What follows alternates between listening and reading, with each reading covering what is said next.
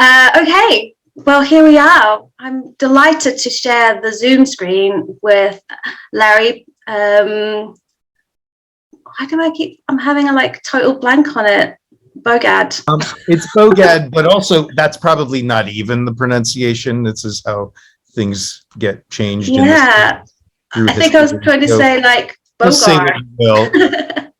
Also known as LM Bogad, is such an enormously talented person with an incredible career, which I won't do justice to the breadth of his work, but as an elevator pitch worth of facts about him. He's a professor of political performance at UC Davis. He's authored a book. He's authored this book, as well as some other ones. He'll probably flash up the screen with you. Among other things, he's written plays. He's created a podcast called The Play, and he's supported countless creative actions using humor, imagination, and theatrics. And obviously, he was one of the Clown Army's founders with Jay Jordan and Hillary Ramsden and others. And luckily, Larry's just about to give us a presentation so he can better describe and contextualize his work in relation to clowning and activism. So I'll hand you over to Larry. Thank you. That was very kind. Thank you, Robyn. And I guess what I want to start, I'm going to do this. You're going to watch someone do something technical now. This is going to be amazing. But I'm going to try. I'm going to share with you this sort of a PowerPoint thing. Then I'm going to open up with a guerrilla musical that was an action to put pressure on the healthcare industry back about 12 years ago when the struggle was on for some kind of national healthcare in the United States. Of course, we ended up with the Affordable Care Act, which isn't great, but was much better than what we had. We did not end up with a public option, which is mentioned in this guerrilla musical. So that's what the public option you're about to hear about is, which is at least one option one could have would be socialized medicine, amongst others. So I'm just going to show you how this happened. Our goal, I just helped to plan this action and do a little writing. I wasn't one of the performers, but the idea was to infiltrate a corporate meeting and then do a performance, not so much to influence them, although that would be fine, but to expand the dialogue and get into social media and the mass media with the sort of disobedient, you're not supposed to do that kind of energy. So let's see, I'm going to do this. Oh, I have to do this thing. Oh, good, that's happening. And then I do this. Great. All right. So the action was mischievous enough and transgressive enough in its own playful way to get onto some TV shows. This is Rachel Maddow on MSNBC, who was also on CNN and things like that. So I'm just going to show you some of this clip here. All I can say is that the fight against the health insurance industry and for health reform in America suddenly, in real time, got really, really weird and surprising. Watch this. All right, so kind of trying to put in perspective, where are we? Good work you do. I'm not getting paid today, so I think the AF staff is in the back trying to provide psychic compensation. Thank you. No, that wasn't the AHIP staff interrupting you, sir. Turn back now while you still have the chance. I think the AF staff is in the back trying to provide psychic compensation. Thank you. No, thank you for killing the public option and blocking any hopes of its adoption. Thank you, sir.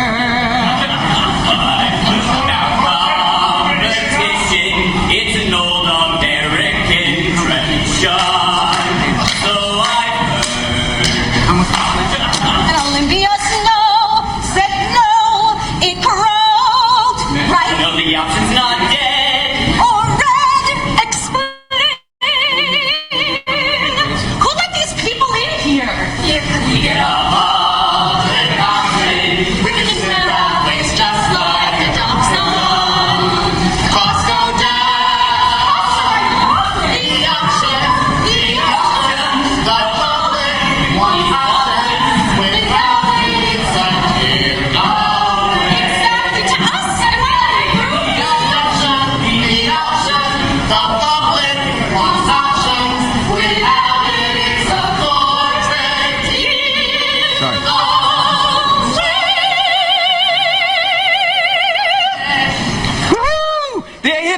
let's hear it for the A-Hip singers. Those weren't the A-Hip singers. Obviously, they were the billionaires for wealth care. Again, the satirists who cheerfully and in really good tone nailed the health insurance industry today for opposing health reform. They honestly said, if we get a public option, we can sniff out waste just like a Dawson's. I have a degree in health policy, and I have to tell you, I've never been more happy talking about healthcare in my life than I am right now with the Dawson quote. The billionaires for wealthcare describe themselves as a grassroots network of health insurance CEOs, HMO lobbyists, talk show hosts, and others profiting off our broken healthcare system. So the point was to get people to do something in the world that would then get into mass and social media, and then would drive people to the website, which is obviously a satirical website of a group that doesn't really exist, Billionaires for Wealth Care. And then on that website, along with the prank, there is ways to get involved in direct action or indirect action, or it's around this issue, and ways to download graphics and music and start your own group, etc. So that was the model for this piece. And again, take a famous song, at least in the United States. That's one of the biggest songs from one of the biggest musicals in the States, Annie, right? So you take a famous song, everyone knows it, even if they don't know which one it is. You change the words, and then more importantly, you do something transgressive with it. You trespass, and in very charming, using charm and surprise, you disrupt a very serious and grim group doing very serious and grim things.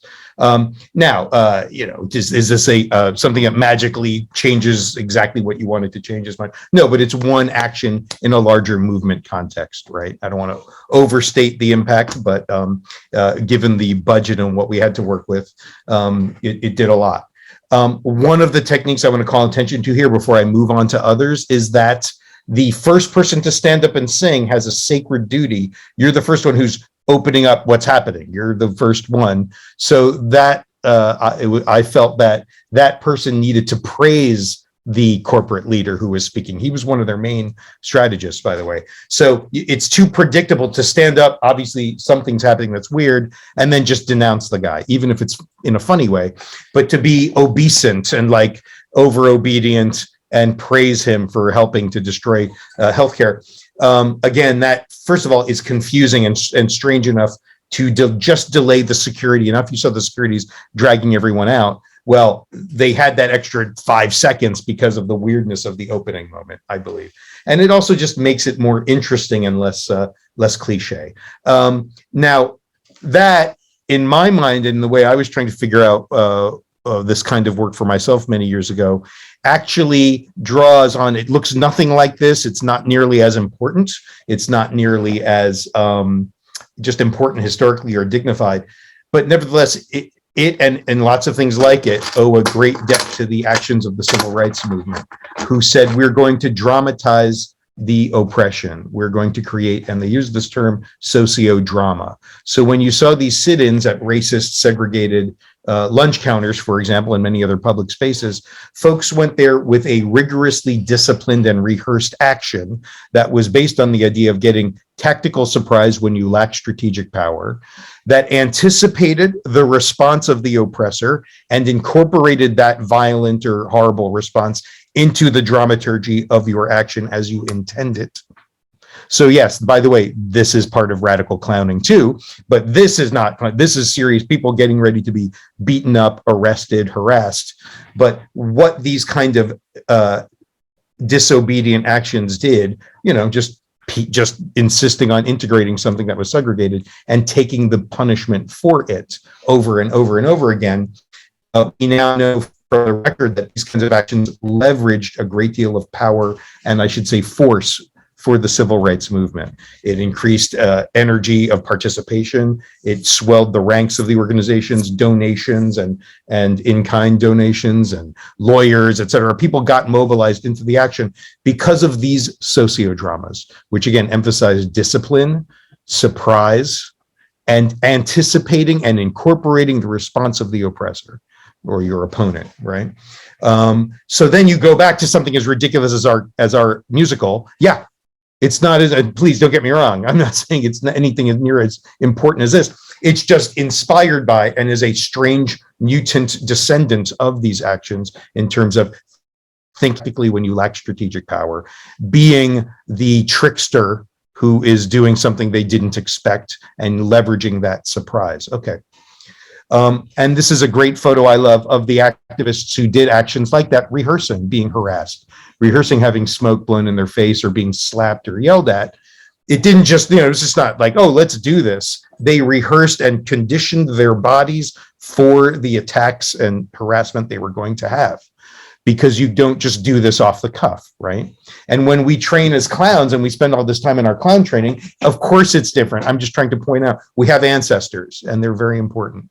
And the idea of conditioning your nervous system and your body. And in the case of the clown, I like to think, dilating the body, dilating the mind so that everything can come in and be reflected outward. We do different training, but that there's training involved, right? And it's also that you can be strategically prepared, aesthetically relevant or compelling, and intervene in a societal moment with the sociodrama. So these are just some quick ideas. Being right's not good enough. Avoid cliche because protest is an art form. Let's treat it as such, right? Of course, you all know this. And then surprise can earn you a moment to make your point. And I don't mean shock. There's a lot of folks who are like, yeah, and then we're going to do something really disgusting and violent. It's going to be incredible. And it's like, well, that's already on Netflix. Like the culture, it's hard to shock this culture with graphic imagery, I believe. But surprise, which is hard to do, can definitely earn us a moment, right? So again, just really quickly, because I know I don't want to hit you with too much text, blah, blah, blah. But just the idea of being well-rehearsed and disciplined, thinking about the story you want to tell, right? The institutions that we might be protesting are telling a story, and they're very well financed usually, and they have great consultants and, PR people telling their story. What's the story we want to tell that disrupts their story? And to think about it in terms of specificity, right? I think that clowning is wild and brash and fun, and also really specific, right? So what's the specificity of the target? And what I mean by the next few things, and these are just things to keep in mind for the little workshop that we're going to do soon. Sometimes there's a performance of commitment. Sometimes it's like, I'm doing this and I know it's a little dangerous, or I know there's some sacrifice that might be made, and I'm showing everyone else the subtext of the fact that I'm doing it is that this is really important and it's worth that commitment and that possible penalty. Same thing with performance of coalition. You have different kinds of people or different groups working together in public. They're actually constituting their coalition or their allegiance in public on the public record by doing a direct action together, right? Like you can talk about it, but this is making it happen through this kind of thing. And finally, I want you to think about this idea of, this is really important to me. You can never control what the forces that have power will do, or the police or whoever. What you can do is think about an action that raises the cost of the repression. And I still believe that in most places these days, it's politically more costly to club a clown than to club a person. And I'm not saying that clowns aren't persons. I'm just trying to make a little distinction here. And for that reason, sometimes the actions can be like, we're not saying we won't be repressed, right? Especially if folks are people of color or queer or many other identities that unfortunately get oppressed, right? That are singled out. So I don't want to overwrite that, right? That's really important. But there are ways to devise an action, and either because it's so vulnerable, charming, symbolically apt, that you are raising the cost of repression. At least you're making it difficult, right? You can create a decision dilemma for your opponent. The decision dilemma is, well, if you crush us, you look terrible, and the other side will get more mobilized. But what we've done is provocative enough that if you don't crush us, or not necessarily crush, arrest or something, well, then we've broken your terrible rule, and the rule is weaker now. So there are ways to use these kinds of tactical performances, as I call them, even though your opponent is stronger, the clown or the trickster or the tactical performer can put the opponent in a position where, well, if I smush you, it's not so good for me, and if I don't, it's not either. Okay. And that's this decision dilemma in this one. I'm going to skip a lot of these. I kind of got to a lot of them because now I want to get to more imagery. It's really interesting to think of actions that are both transgressive and prefigurative. What a mouthful. But transgressive, break the rule you don't like, break the law you don't like. That's all. It doesn't have to be literally a law, but often it is. Prefigurative means give us a vision of the world we want to see or what you're for. So transgressive, you're showing what you're against, but often in the same action, you can also give a glimpse of what you're for, so that folks don't just think you're complaining, but have no ideas of what things should be like, right? Which is sometimes a problem. So I worked a lot with groups like Reclaim the Streets in New York, inspired by Reclaim the Streets in Britain, which came first, and we thank you for that, those of you who were there. And Reclaim the Streets in New York City, we wanted to block the streets from protest something, but also to make it a very festive street party to give a vision of the world we wanted to see that was more carnivalesque, egalitarian, and festive, right? So there you have it. I like to think of this thing. This is actually sacred relic. I'm joking, but this is like a secular sacred relic of Reclaim the Streets, New York. And we made a bunch. It's a long story. I don't know. Times they're functional gas masks in case we get tear gassed, and they're also individually decorated and fabulous. And so the idea is, well, if we wear these gas masks, then we can keep dancing in the street. It's just practical. That's just smart. I wish it was my idea. It was not my idea. Darn it. But somebody else, also not my idea, L.A. Kaufman, this wonderful activist. She's amazing. Folks, Ellie Kaufman, she said, well, why don't we decorate them? And by the way, this is not even mine, but a friend gave it to me. And here it isn't live. And it's just wonderful. And for me, this is a practice, because it's also saying, well, if we're all wearing these masks, we're going to look like insects or robots or soldiers, and it's not going to convey what we want to convey. So it's practical, but then we all look kind of scary. And But if one of them and another one it has feathers all over it and another one has something else and they're all wonderful and decorated, well, then we're showing creativity at the same time. So it's practically useful and it's culturally impactful. And I first of all, make some of your own. They're fun. But, also just as an idea in general, as we think of ideas of actions that have a practical impact in the moment, but also are culturally savvy. And I think that's a false binary. I think these things mush into each other, but just to give an idea, do you know what I mean? I don't want to say those are two completely separate things. Okay. I'd like us to think, even as clowns, about symbolically resonant sites, right? And this is not a clown action, but again, we learn from everyone. We pick up and we borrow. And this was a great banner action, Refugees Welcome. Why is it at the Statue of Liberty? Because that's our national symbol that everyone gets in the US of refugees are supposedly welcome here. And we've been going through a terrible time of xenophobia and anti-migrant politics going on here. So some very great folks a couple of years ago did this, and they did it at the right place. It was hard to smuggle that thing in. It was hard to drop it there and have a camera right at the right moment so that you could get that image out. But again, when we think about even clown actions, where do they happen? What's the symbolically resonant site or the symbolically resonant date or both? What if there's a certain anniversary of something so symbolically resonant place and time, right? I worked in the past with a group called Billionaires for Bush. I wouldn't say it was clownish, like in terms of the real, mentally and physically dilated and active clown, but there was a clownishness to it. We pretended to support the former President Bush, and we had slogans like small government, big wars, and we dressed up like cartoon oligarchs and just overpraised and over obeyed the wealthy because we were them. What I found interesting is sometimes the police were gentle with us, even though they must have known we were not really wealthy. It just goes against their thing to smush around people in tuxedos and opera gowns. I don't know. It just kind of worked against their training. So, but Billionaires for Bush went on for quite some time and had at the peak about 2,000 members in 100 locations around the states doing these kinds of bizarre actions, but always trying to have a point to the absurdity of the action about class, basically class inequality. I also was part of a group called the Oil Enforcement Agency, not completely clownish in how we engaged, and yet we had uniforms, We were like the drug enforcement agency, because let's face it, we're a bit addicted to oil. It's an issue. We have a problem. You can't solve the problem if you're not willing to acknowledge your addiction. And we would go around and do raids of petroleum and corporate, oil events and auto shows and things like that.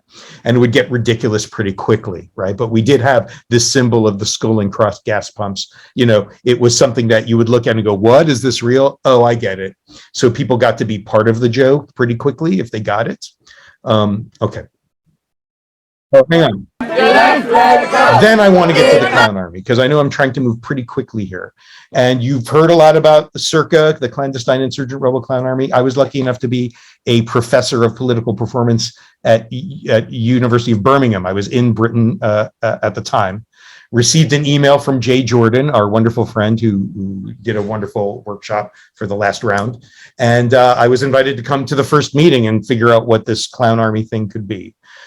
This is an example by the amazing clown and also activist, artist, thinker, Zoe Young, who's absolutely fabulous. She got this footage at this moment. This was during a protest at the G8 kind of event in 2005. This was actually in Edinburgh, not Glen Eagles yet. And the riot police are trying to clear the street. And it was very important. This was the Carnival of Full Enjoyment, where many people said, let's have a carnival in the streets, and the police are trying to shut it down. In this particular location, we had about 150 clowns to 200 clowns that we had trained and mobilized that showed up in the city at this time. And then we kind of scattered into gaggles of 10 or 20 clowns. This gaggle, at least it was documented how we were interacting with the police. What I think is interesting here in terms of all the stuff I just went really quickly through, although these are clowns, so it's the clown version of all of this. It's like, we want to block this street, not just for its own sake, but because this is the carnival for full enjoyment. We want to have the people take the streets in the G8, and we want to talk about and give an example of the world we want to see that the G8's not really, I know it's the G20 now, but that the G8 is not about. But we have a problem with over-policing and how insane the policing is here. So one thing I want to point out with the clowns here is they're not fighting. That's not the paradigm. And also the police, why do something that the other person's trained for and you're not, and equipped for and legally sanctioned? So thinking tactically, it's not about a punch up. It's not about a boxing match here. But they're not running away either. They're engaging as clowns, not running, not fight, not flight. The lizard brain is totally not happening right now. It's all about this other weird clown part of the brain. And that's the engagement here. What I think is interesting, and you'll see there's a surprise. I found it surprising at the ending, what the police do in the end. You shake it all about. You do the hokey cokey and you turn around. That's what it's all about. It's okay. I can't hear you. What's this? Is this a windscreen? I want to be able to take the pictures, so if you hit a car, it looks really Get back from the shield, please. Get back from the shield. Really clean up. You see that? He hasn't tidied that before he's come out. It's really bad, you know. I'll just clean it. You won't get in trouble. Don't worry. Don't worry. Oh, scrub. Oh, really scrub it. Oh, yeah. That's right.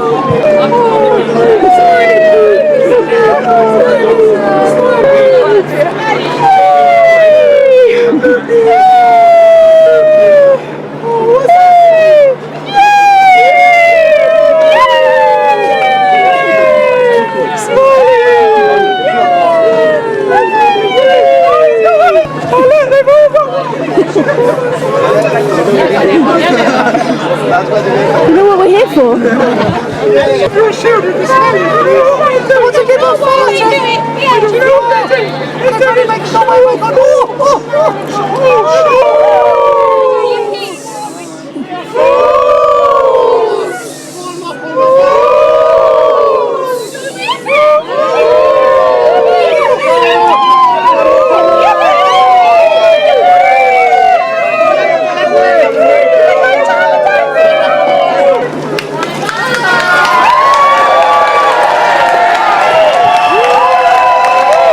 just don't want to, like, that's a bit of clown magic, right? But I'm afraid to overstate it. Like, it was the clown spell, woo, that made the police run away. Sure. Well, okay. But also clearly just this moment where someone in the sergeant or someone was like, all right, we're not trained for this yet, and we don't know what to do, and they're going to just keep doing this. They clearly don't stop, because clowns don't stop unless something distracts them, like, a really interesting firefly over there. We're going to keep playing with our friends, the blue clowns, right? And it just keeps going on.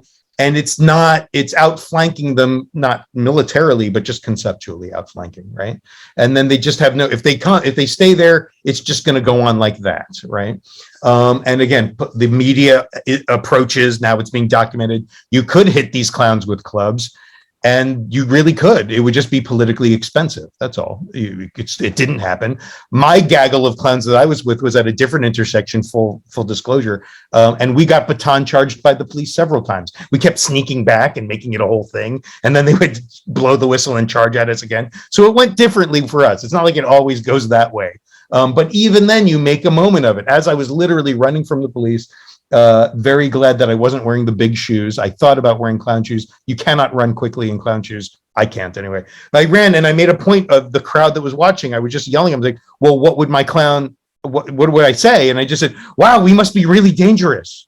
And people kind of laughed, because it was just so weird, the spectacle of being a baton charging a bunch of clowns. So that was my little group. But this group, I love what happened with them. That's the randomness of different things will happen different times. It's wonderful that Zoe Young, one of the founders of the Clownery, got this footage and did such a great job with that. Jennifer Verson, Hillary Ramsden, Matthew Trevelyan, all of these folks were such geniuses. I was so grateful to work with, and many others really, to work on this project over time. And it got me thinking about the irresistible image. So what I mean by an irresistible image, which is hard to create, it's not like it happens, sometimes it happens by accident, but that's why you keep trying to make them. To my mind, what I mean by an irresistible image is an image that is so strange or compelling or unexpected or surprising that even your political opponents will reproduce it. Right. And it undermines their story, but they'll reproduce it anyway, because their competitors will in the other TV show or magazine or whatever, and that's, to me, what makes it an irresistible image. That's what I mean by that. Easier said than done. And sometimes, like I said, it's half by accident, but this is the image. Right. And so here's this wonderful, thoughtful coverage from a right-wing journal. A right-wing UK newspaper, riot police 1, anarchist 0, of all the fighting, of everything that happened that day. Amazing. But they're showing on the left there's the image, the policeman smiling, and Trixie the clown, who was just 18 at the time, if that. She was really incredible, and she's doing that, and that's the image. The other image is some people have gotten hit in the head, but the images aren't working with their story. I don't want to overstate the importance of this. Direct action is the most important thing. This is something movement building through indirect action and media pranks and media action, not pranks, but actions. But I don't think it's unimportant either. You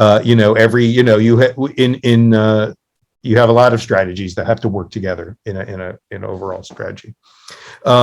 This is another one. The whole headline was "The Carnival That Turned Into a Riot." But there's Trixie kissing the shield. The photos aren't working with the story, even if you look at how all the photos work together, right? And this is another one, right? And so it's, and that's why that's on the cover of the book that Robyn was showing you. Yay, thanks, Robyn. But to my mind, it's like, how do we create these images? Images that, it's not the most important. I don't want to make you think it's only about media stuff, but it's actually part of building a movement and attracting new recruits and bringing people in, and maybe shaking up the assumptions of others. This image was particularly useful for us because it's about, at the time, and now, by the way, but at the time with the G8, there was a lot of madness in the media to deliberately criminalize alter globalization activists, people who weren't just completely obedient to corporate capitalism. We were all maniacs who just for no reason wanted to set everything on fire. It was basically the presentation. So that's not the only thing to be worried about. But what I like about this image is it at least confuses that ideology, and it does it non-verbally. so that you either show the image or you don't. It's an image, right? If I say something, you might be able to cut it out of context. Okay. This is an example. How much time do I have, Robyn? Yeah, we're up kind of right at the edge of it. So right at the edge. Okay. I might skip this. No. All right. I'm going to skip this one. Okay, this one's pretty short. This is me trying to represent the bankers. This is a blockade in San Francisco of a very big bank's global headquarters. And we were protesting basically all of their policies. And I don't just do this uninvited. I do this if I'm invited. Some friends said, listen, we're blockading the bank. Can you do some shtick that might sort of explain what we're doing and why we're doing it? Now, it helps to be pale-skinned and in a suit and male presenting and all of that. That means the media will unfairly come to you. So I was like, well, why don't the bankers are smarter than to show up at this picket line and yell at people because they're more sophisticated these days. But if I do that and show that I'm very frustrated, I'll get interviews. So this is an example of the kind of thing I was saying for several hours. Hi, this is really upsetting. I don't know if you know what's going on here, but there's like a blockade of people. I work for Wells Fargo. I'm a banker, and they're not letting me in. And I'm a productive member of society. I have a job. Hello, and they're not letting me in to do my job. And I have like 63 foreclosures to process today. I have 32 small business loans to reject. That is a lot of paperwork. I'm also on the tax evasion committee because we don't pay our taxes in Oakland. That's very hard to justify and it takes a lot of strategy. So I have a lot of work to do. These people are stopping me from, look at these people.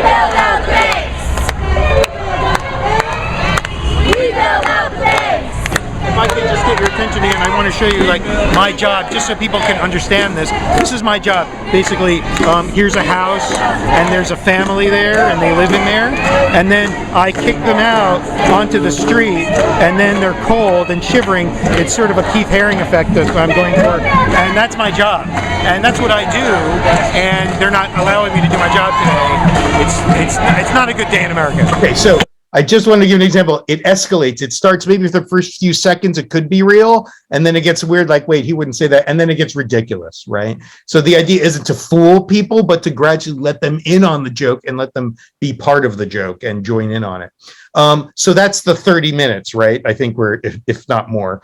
So there's kind of some other things I'd love to show you at some point, other little ideas for actions, but let's stop it for now. And I guess I should stop share, right? Okay. Great. Thank you.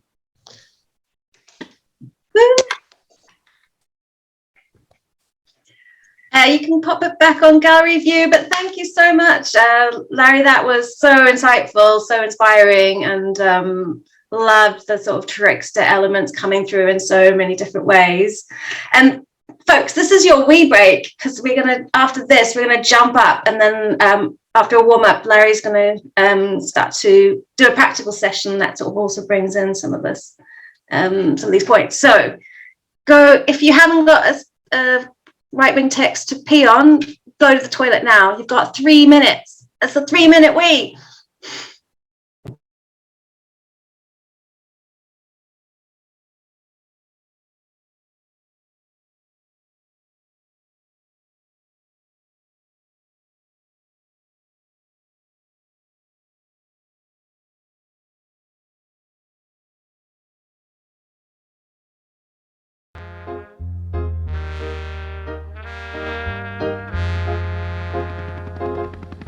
We have a mission to make Britain a country that works, not for the privileged and not for the few, but for every one of our citizens. And together, we, the Conservative Party, can build a better Britain.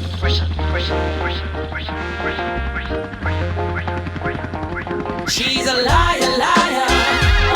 She's a liar, liar. No, you can't trust her. No. She's a liar, liar. She's a liar, liar. No, you can't trust her. No.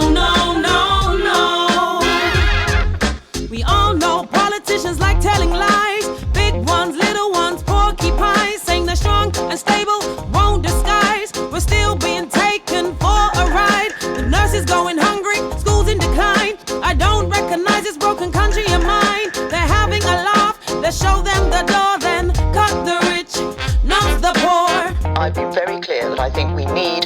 period of time, that stability to be able to deal with the issues that the country is facing. I'm not going to be calling a snap election.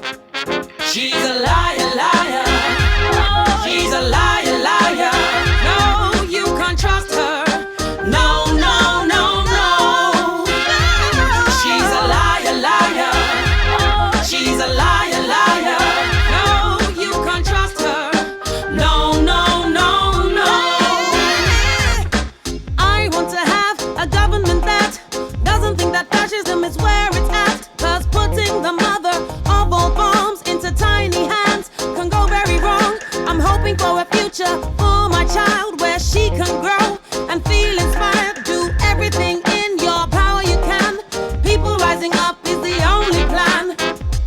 When future generations look back at this time, they will judge us not only by the decision that we made, but by what we made of that decision.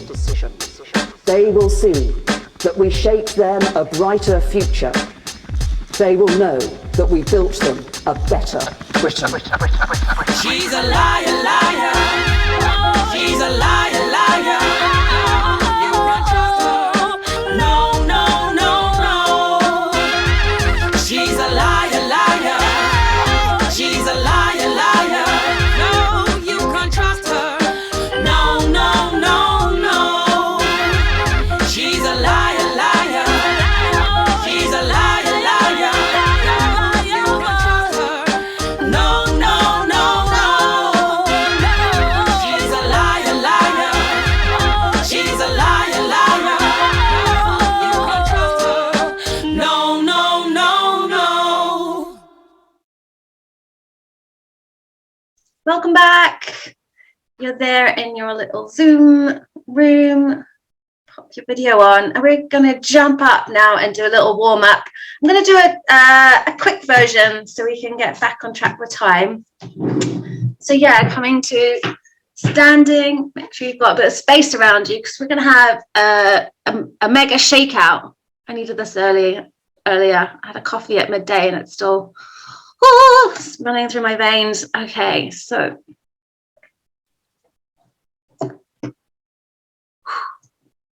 I have a beautiful track here, really fun track.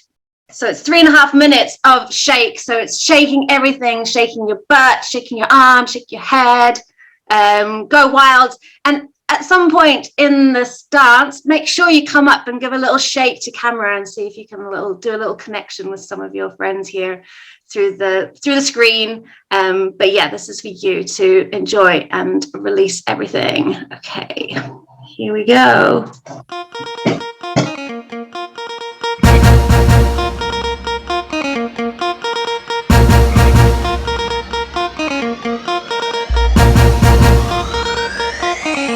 JP's a production.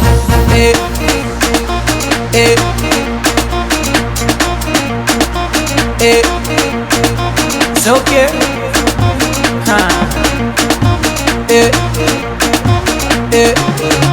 Oh yeah, shake body. Oh yeah, move body. Make you ring alarm. Oh yeah, shake body. Them girls just they feel me now, cause I get some money, then they feel me now. Back then they do me anyhow. I don't get some money, they wanna get down. They want hold me for ransom, cause I'm young and I'm rich and I'm handsome. They want know where I come from. I they run since from Lagos to London. All the blessings and love I they see just they make me they shout hallelujah. I say all the blessings and love I they see just they make me they shout hallelujah. They hold me for ransom, cause I'm young and I'm rich and I'm handsome. They want hold me for ransom, cause I'm young and I'm rich and I'm handsome. Oh yeah, shake body. Oh yeah, move body. Make you ring alarm. Oh yeah, shake body. Coupe de calema, sagacité, équilibré, farotema, décalé, décalé, cricata, cricata, cricata, cricata, cricata, cricata, cricata, cricata, pam pam. Somunto, calopere, calopere, calopere. All the blessings and love I they see just they make me they shout hallelujah. I say all the blessings and love I they see just they make me they shout hallelujah. They hold me for ransom, cause I'm young and I'm rich and I'm handsome. They won't hold me for ransom, cause I'm young and I'm rich and I'm handsome. Oh yeah, shake body.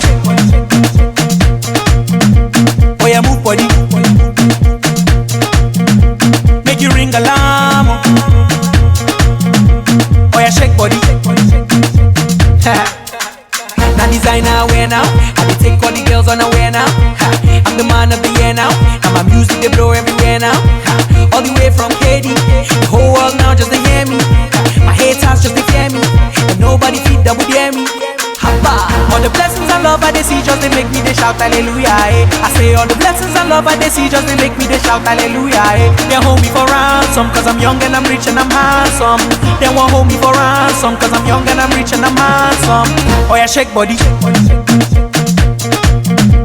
Oh yeah, move body. Make you ring alarm. Oh yeah, shake body. Coupe de calema, cricata, parote, équilibré, parote, oh yeah, shake body, oh yeah, move body, make you ring alarm, oh yeah, shake body.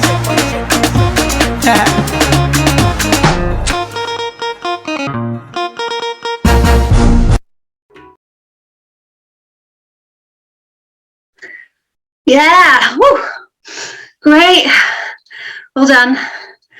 Welcome back. I'm going to hand you back to Larry. Now we're nice and alive. Take it away. Wonderful. Thank you. So the basic idea of what we're going to do today, and I'm going to show you a few more slides in a moment, just that are quick images and things like that. But we're going to split you up into breakout rooms, like different, I think 5 groups. How many groups? Yeah. And I'm going to ask you to just quickly brainstorm. Just don't edit your thoughts too badly. It's really like a quick brainstorm. What would be a clown action around a specific issue? I chose the issue of climate disaster. That's not necessarily the one you would pick, but I just thought it would be good if we all worked with the same theme. Then we'll be sort of, when we come back and compare notes, we're talking about the same issue. And so basically, what would, just brainstorming, what would the action be? Don't worry too much about, it being the perfect idea. Where would it be? Is there a significant site? Is it a site of production of the problem? A site of destruction from the problem, right? Is there a symbolic site of some kind? A site of commemoration? There's different places you could choose if you wanted to choose a site. Is it on a particular day or time? What are the clowns doing, right? What is it? What's the clown logic of being so well-meaning and so perhaps unable to imagine the poor motivations of others? Being full of love and yet doing these actions because of the love that the clown has. So imagine the action. We'll all come back after just a few minutes to share what our ideas are, and just reflect on the ideas from the different groups. Then I want to emphasize this next point. We'll break out again into groups to rehearse the following. Assuming your action went perfectly. Oh my God, I can't believe how great, it did exactly what you wanted it to do. Now the media is speaking to you. You're in clown. You're in your clown. How do you speak to the BBC or, the CNN or whoever? Do you ever break character or not? Do you stay in character? How do you deliver the message you wanted from this position, having just done this action? So this is only one small angle of tactical performance or rebel clowning, is how you interact with the media. But I just wanted to choose a focus for us because of the nature of doing one workshop. So what I find is sometimes I have colleagues who do amazing actions, and then there's like 17 cameras on them, and they have a chance to do something anarchistically beautiful, and they just didn't prepare for it, and they don't know what to say. And sometimes because they're in clown, it's something amazing anyway, right? Because that's how that works. Sometimes it's not. Sometimes they're like, oh, we didn't think about that one element. So this is just to get us going, right? Does that make sense? That's basically what this exercise is. I'll be asking you questions, annoying and ridiculous, corporate clownish questions, right? As we're discussing your action. Now, first, so that's the exercise. And I wanted, if I can, to share and just show you a few more things, okay? That may come in handy or not. You might be like, this is irrelevant, but I'm going to just try really quickly. oh shit, it's going to make me go through all of these. Okay. Rather than try to figure that out, I'll just fast forward. Okay. So here's one example of something recently that I did. And it was just the idea when the right was trying to take away people's right to vote by mail during the pandemic and saying that the election was going to be stolen by the mailboxes and the post office for the socialists or whatever the idea was. I just said, well, I think that would really offend the mailboxes. So I got a number of clownish dear friends together from Strike Anywhere Ensemble and Farm Arts Ensemble and Strike Anywhere Collective. And we created a troupe of singing and dancing mailboxes. And we, of course, that's quite bizarre and compelling. And we went all around Pennsylvania, which was one of the battleground states. And we were very charming and kind of disarming, but we were disobedient. In other words, we were getting in the way of this kind of, both rhetorically and literally sometimes, of the fascists, right? And it was quite exciting for the masses of people that were anti-fascist to have. We became sort of like mascots of the anti-fascist movement with these ridiculous outfits, right? And we had a dance number that was totally embarrassing and wonderful, and we would just perform it all around, right? And the idea was to take the piss out of this whole anti-post office thing, but then to create an idea of participatory democracy, right? So and then here's another one. We wanted to block the street in San Francisco, block it off to traffic on a May Day, and tell a May Day story of anti-corporate, anti-1% kind of message. So someone traces out a design, then we invite people to color it in. So no one can say, oh, I'm not an artist, I can't do it. Coloring is fun. So people come into the street. Now we're blocking the street as a group. People are coloring in the design. Turns out the design is a beautiful sun that says rise up 99%. And then everyone can paint. There's the little rays of the sun, and you can put what you want in that ray of sun. So liberty, no student debt, people start then putting things on the little rays around the circle of the sun. So now they are being creative. We get people to go from blocking the street and coloring to writing what they actually want to see in the world. Then they start walking around it automatically, of course, to see what everyone else wrote. So now we've got this thing that becomes a stage for a performance, right? So we've set the whole thing up, but it's a participatory work of art.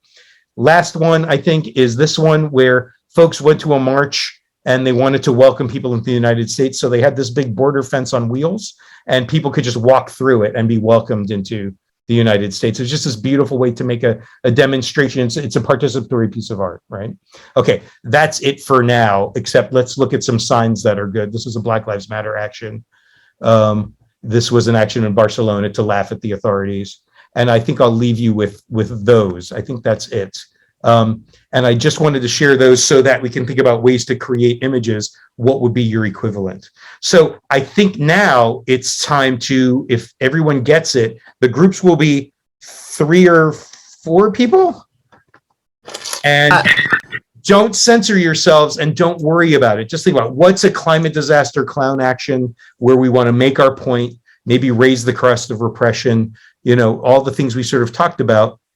And then we'll just reconvene in how many minutes? 5 minutes. I might come and bother you in your room. If you don't want me to, just say, please go away. I won't hurt my feelings.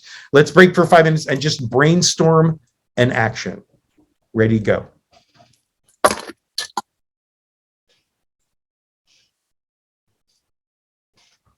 Has a problem with her connection, so hopefully she will rejoin us soon. I was hoping, and this is just chaos, right? Obviously, how do you do this in 5 minutes? You don't. You just do the best you can, right? And I'm just curious, can someone from each group just to give us the sort of elevator pitch of what you were talking about or what you were thinking of doing? And the problem is I don't have the names of the groups, do I? Oh, yes, I do. Hey. So if you hit, I'm looking at breakout rooms, and there's different groups. So here's a group that's like Charlie, Hester, Kevin, Pandora. Which would one of you or several of you just tell us where were you at? What were you thinking about?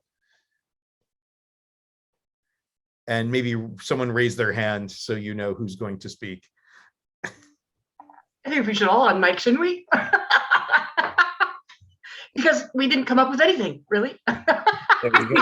Anything. Yeah. We came up with too many things that went nowhere. Lots of ideas of images rather than an action. Yeah. What were some of those? We were thinking about scale, about this sort of responsibilizing people for individual actions to like collective and especially corporate problems. So we were playing with images of scale, like what would it be to have shipping containers filled with water that you're trying to deal with a 1 ounce cup, one person at a time, right? Like, yes. So like sort of metaphorizing that, or like we also went on a wonderful tangent with the image of everybody wearing solar panels on their heads, and we didn't get very far with that, but there was a lot of productive. It was going in a productive direction before we were. So great. Yeah. It's so great when corporations say it's about you. Did you recycle today? And they're just annihilating an entire, rainforests, but be sure that you recycle. So I think that's wonderful. I mean, there's the BBs and bowling balls, comparison, like, and I like this eyedropper of something that's fabulous. And the solar panel on the head, like I have to be accountable for my own carbon footprint with this solar panel on my head. It's kind of amazing. An idea that actually came out from, because when we first went into the breakout room, it's something that I hadn't heard of, the colouring in as a kind of part of a protest. It's also a way of getting people together and being participatory and creative. And I was thinking, that's a really interesting image, but it kind of plays against what we're saying about because you are, as individuals, you are collectively then creating a beautiful image together. So I was thinking, what if it is this lovely like participatory thing like that, where everyone's like, oh, colouring in together, oh, isn't it beautiful, it's the planet Earth, like, oh, we all contribute to this, isn't it wonderful? And then there's some dumper truck or something that just dumps over trash over it, or that's kind like of amazing. an oil spill or something, and then everyone's oh fuck. No, just corporate clowns. Corporate clowns show up and dump oil on it. Yeah. No, that's amazing. That's amazing. I'm going to move on just for time. So that was productive. I would like to call it. That was a great brainstorm. And then there's another group with Sophie, Rosa, Jasmine, and B. Wilder. Can you tell us where you were at with our cruelly short little moment of talking? If anyone wants to, you can take turns, whatever you want to say. We talked about a lot of things. We didn't come up with anything specific, but we talked about cleaning up, and we talked about dressing up as cleaning ladies, and business suits, and infiltration, and the oil industry. And is anyone else from my group able to fill in at all as well? Are you going, or is it me? Go ahead. I was going to share your idea. So,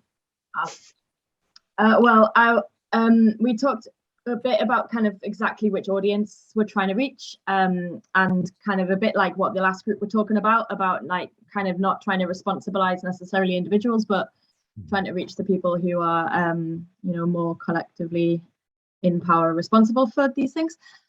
So yeah, like infiltrating conferences of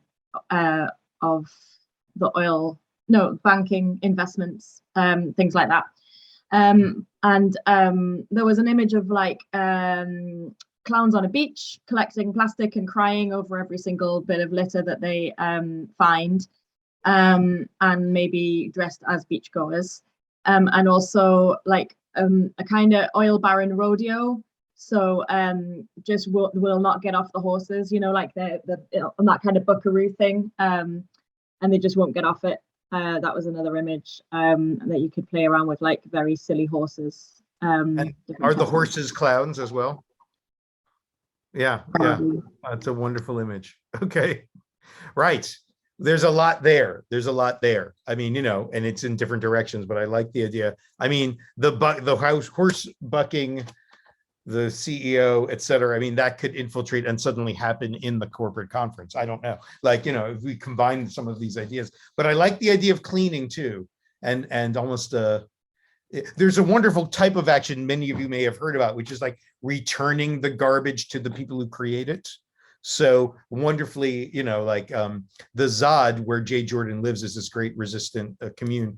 and it was tear gassed a lot in France. So some of them filled a dump truck like with the tear gas canisters, brought it to the local city government hall, and dumped a huge mound of tear gas canisters. They got fined for littering, which is ironic. But like, just the idea, sometimes we can think about like, how do we take it? Would be hard to do for climate disaster, but this disaster is on your doorstep.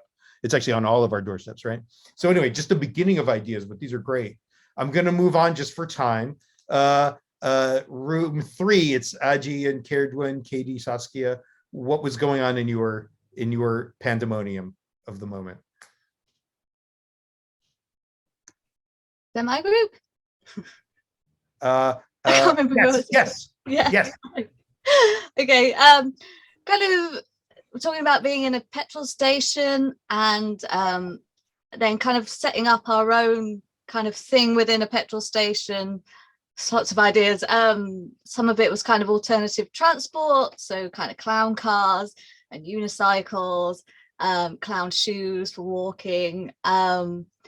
Anyone else want to jump in? There's all kind of mad ideas within that. Yeah, we talked about like both taking over the bit where you pay, so they don't get to go up to the cashier. We have like little boxes where you put the gas in, and you can't actually sell it to them, but you give them something really silly instead. Or also blocking up a petrol station with clowns who really legitimately want to fill up, except none of their vehicles can take gas. And they're really confused. They're like, I need some new clown shoes because my little clown car can't go, or something like that. Just even the idea of a tricycle, and you're trying to find where the gas goes in, and you can't figure it out. I think it's lovely. Well, by the way, you're blocking up. I mean, it's going to annoy customers, but you're blocking up the process, which I think is interesting as a direct action, right? You're literally stopping the works, right? No, it's fascinating. That's pretty. I love the images. We had in New York a clown army bicycle patrol for bicycle lanes. And I actually didn't participate in this directly, but there was a problem in New York of people just ignoring the bike lanes. It's super dangerous. You could just get hit, or people would park in the bike lane, and people. Yeah, happens here. Yeah. So they started getting patrolled by clowns and tricycles and unicycles and bicycles who would just like literally crawl all over this big SUV. Like literally, clowns don't have brakes, so they would like bump into it and be like, "Oh my God, your bicycle is really weird. It's big and metal and has 4 wheels, but it's in the lane, so it must be a bicycle." And then there's clowns all over the thing, and the guy moves because it's yelling at him, not like just cursing at him. So okay, interesting. I like this. Yeah, like there's ways to play with this. I'm gonna move on again. And room 4, I see is Steve, Choi, and William. And then there's only 2 people in room 5 I'm seeing. So, okay. So what was going on there with y'all? What were you thinking about? We were thinking about like the kind of issue was lithium or oil fields in our kind of respective places that we were talking about. And it was like having mineral or oil exploration happening in public spaces. So maybe you go and you set up out like a wee tent, and then have like drilling noises, and then have these explorers kind of coming out wielding like absurd items that they kind of give to the public, but yet constantly tell them that they're looking for oil like under their house or under this kind of space in public. And yeah, like the idea of just kind of producing like ridiculous items out of this hole, but not finding the oil or the lithium or what you're looking for, and telling people how devastating and terrible it's all going to be, but it's brilliant that you're looking for it. Was kind of the thought. And is this in front of like an oil CEO's house? It could be, yeah. We had kind of discussed about doing stuff as much with the public to kind of tell people about the issue as well. But I mean, it definitely would work. Or even in subway stations outside of corporate headquarters would be good, because you've got the pre-built hole and you kind of just use like a chain gang of people out of it. That's great. I don't know. That was kind of the thoughts. It's fabulous. It's fabulous. And you just think about when and where it happens, because if you did that, it would be hilarious. I mean, it is poignant, right? But it's also absurd, ridiculous, which is high praise. And now room 5 had 2 people, Amelie and Elka, right? I was also in that room. It's just because I'm the host, it's not like showing up. So there was 3 of us. Yeah. And how did, what was going on there? What was going on there? So we were talking about like almost kind of like selling like free boat holidays, or like basically the notion that like everything's gonna get flooded, but we're like praising it. We're like, great, like this is so good for our fitness because we're just gonna be swimming like all the time, and like that's amazing for your health. And so that kind of, we didn't really talk about whether we would do it with the public or with kind of like who it would be targeted at, but yeah, that's kind of. There's been oh sorry, my connection got a little weird there, so I missed your last sentence. Yeah, I think we kind of talked vaguely about whether we would be doing this like with the public, like in the streets, and then I'm also thinking maybe we should do it more with like people who have power, rather than kind of put all of the onus on like, you know, random bystanders. So yeah, did anybody else have anything else to say? Hopefully I summed it up right. Well, we finished with that idea, but there was you had this idea of like smelling car fumes and thinking that's amazing and really good for you. And asking people for their plastic to make the boats so we can live on them, and also trying to get people onto our boats to help them on our plastic boats. I love it. I actually had a student at the university I teach at who made an incredible huge raft out of plastic bottles. I was like, the overproduction of plastic, a disaster flooding, a problem. This is the solution. We're all going to just live on huge rafts of plastic bottles. And she actually launched it onto the local little stream and made a big thing out of it. And it was so depressing and so funny. I really like your idea, and I can see it being like, there's been a little, several artists have done a thing where they draw in chalk where the flood lines are going to be now. And they're like, on this side, it's going to be water. On this side, it'll be just next to the water. And, you know, if you found a good place where that water line would be, like, I don't know, a strategic thing that would alarm people, you could start performing there. Like, I'm practicing swimming because this is going to be underwater right here. We have to be ready. You know, and it's going to be great, and we're all going to be fit. I mean, that's such a wonderful clown positive way of doing this. So I have to say, you did magic in just a few minutes. I know you're like, oh, we didn't totally finish. There's no way to pause. I gave you a silly task. You just start the conversation, and you all did. This is fabulous. What I'd like to do next, okay, and where are we with time again, Robyn? I'm sorry that I keep asking that, but I know it's like, it's 12. We're a little behind, but I think we can, because we're down one group. B, did you have a question there? Because I can see you've raised a hand. Yes, can I just ask a quick question about audience? I have done some studying and work in community organizing. And one of the things I come up against when working with communities is people always want to talk to the power brokers. And I'd like you to discuss who the best audience, in your opinion, is, or how to pick the right audience a little bit.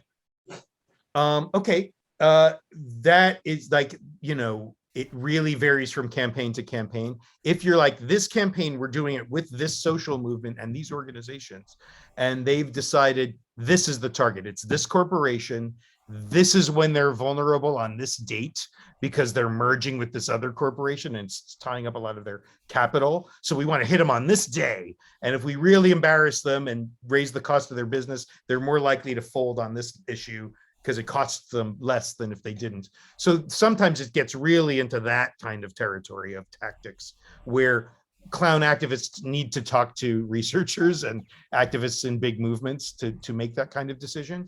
So I don't have one answer for that. Do you know what I mean? Like sometimes an action is about stopping one particular, like they're trying to build an oil refinery here and it's going to devastate this community. We're just going to stop this refinery from being built, right? But sometimes it's literally trying to get shareholders to sell their stock because this company is destroying the Amazon, right? So it depends on what your target is, right? But it's like, you know, as you said, working with community organizing, you know, that's half the battle is figuring out what the target is. So I appreciate the question. And if we had more time, we could just actually stick with that because it's such a key question. You know, I didn't decide that we should go after Wells Fargo with that blockade. I was the silly person who showed up. They gave me things to talk about, and I was the banker, right? Because I'm an idiot. That's my role. So I think it's a great, it's a key question. So I think now let's go back into your rooms, and I'd like you to take turns. One of you is the very important and very dignified and takes themselves very seriously media person. Okay. The rest of you are the clowns who just did the action. So I know for some of you that's a little bit vague. Maybe you just decide on an action. Okay, we're doing this. This is what we're doing. It doesn't have to be the best one. It's just the one you're doing. You've just done it. Now the media person's asking you why you did it. One thing that was actually just pointed out, often the police or the media want to know who's in charge.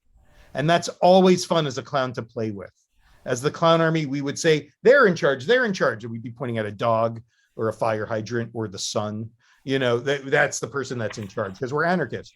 But we just refuse the paradigm. But at some point, we want to talk. My clown army name, we had corporal punishment, private property, general strike. I was kernel of truth, because often it was my job to provide the kernel of truth to in the middle of the chaos to the media, right? So it's like, we're silly, here's the point. Silly, right? So I just want you to practice for a few minutes this dynamic. And actually, if someone's like, oh, I don't want to be the media person, that's fine. But it can be fun to be the media person. I just want to say it's a fun role. And there's several different questions I've noticed media people ask. One is honestly curious. That's the best it's going to get. It's like, what are you doing here? And then you get to answer in, I hope, a pithy and clownish way that makes the point.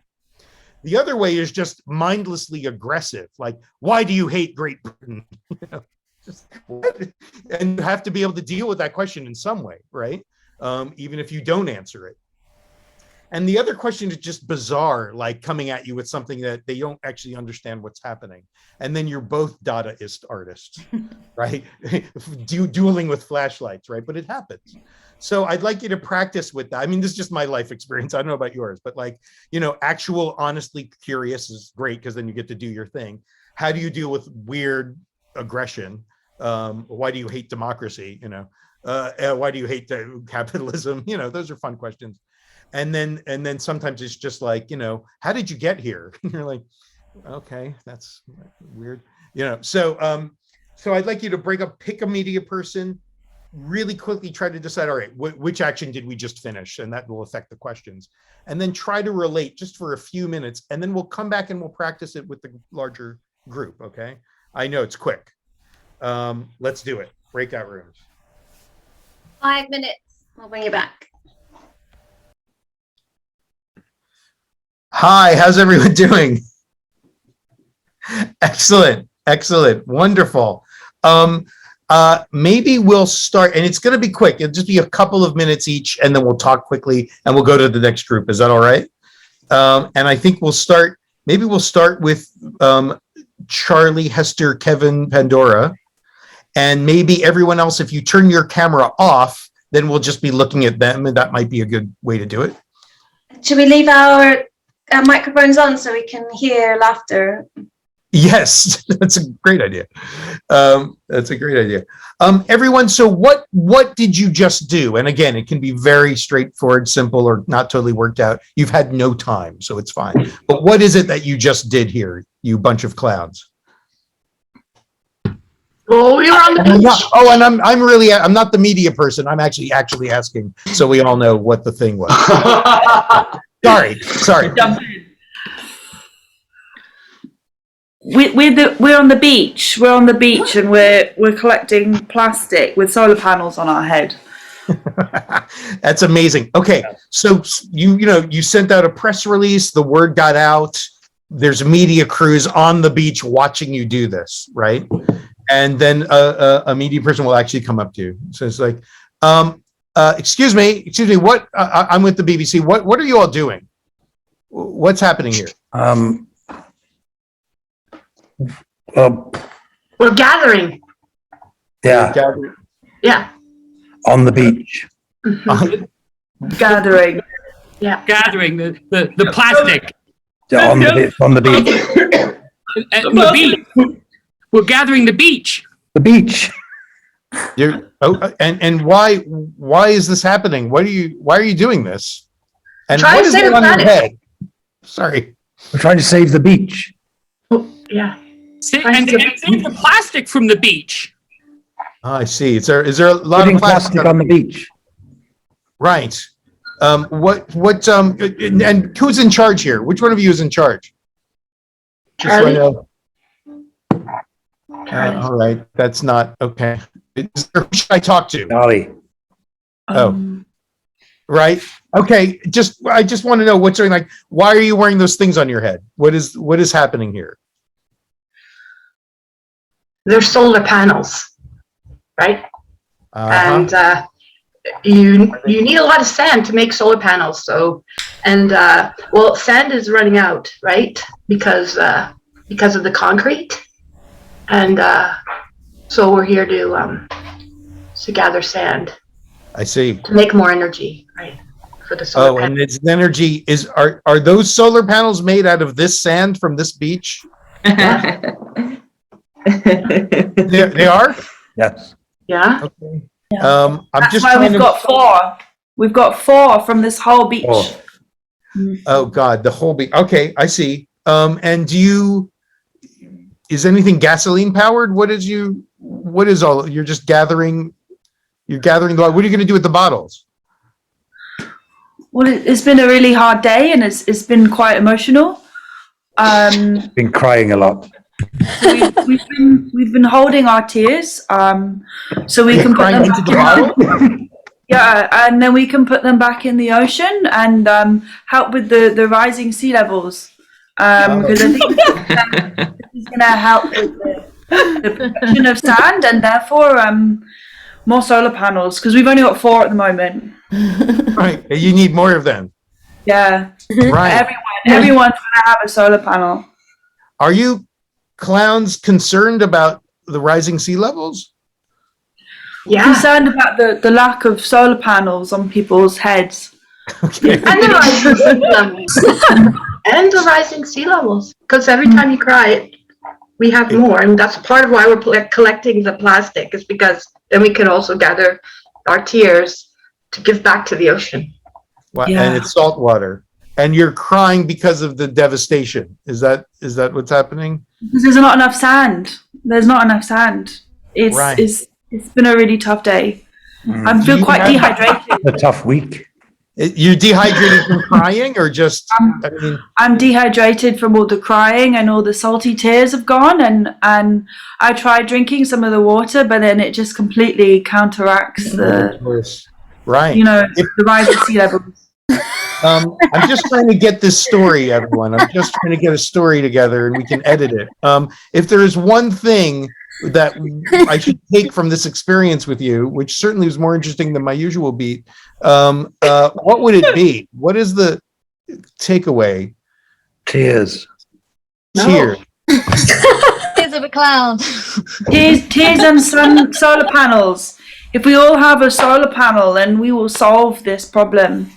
It's solar panels against the rising sea tides. Yeah, it's rise and shine. Rise and shine. Rise and shine. And that brings us to the end of this segment. Thank you. This is so-and-so from the BBC. All right, now let's just talk for a minute, because that was No, you've run out of time. That was me jumping in, so maybe we just go on to the next one. And Go on to the next one. We're trying to keep to the time. Okay, that was amazing. We're going to go to the next one. Think about that experience and how I thought that was fabulous. Now, that was a friendly person who was just trying to figure it out. The next one, maybe a different kind of character. We'll see. Room 2, the Sophie, Rosa, Jasmine, and Bewilder. Maybe you just have your cameras on. What is it that you... Oh, yeah, let's do that a bit.